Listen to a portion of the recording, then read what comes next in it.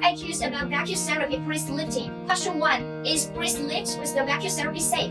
The treatment is non-invasive and non-surgical, therefore it will not involve like bleeding, infection, or other complications. You can return to your regular work and life after one session. However, side effects will may occur during and after the procedure. Some people may experience minor redness, swelling, bruising, tingling, and discomfort. Question 2. Is vacuum breast enlargement effective?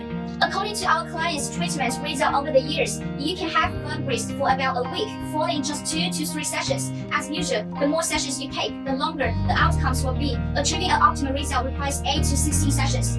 And depending on skin type, breast size, lifestyle, and etc., this is why some people show more apparent effects than others. In a word, the treatment offers a practical result. Question 3. What are the advantages of the breast lift with the vacuum therapy?